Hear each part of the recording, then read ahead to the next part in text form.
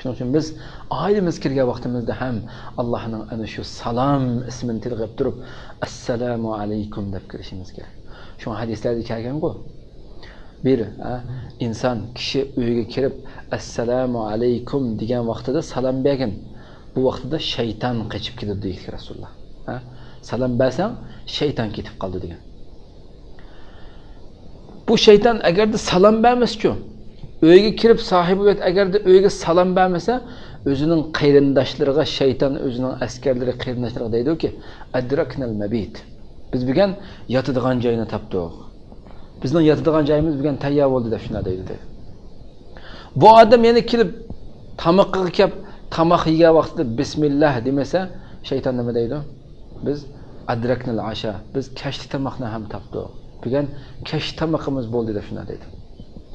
Agar bir inson uyga kirib ya oilasi salom bermasa kirganda, ya tamoqni bismillah yemasa, deydi-ki, adraknal mabita val asha ma'an.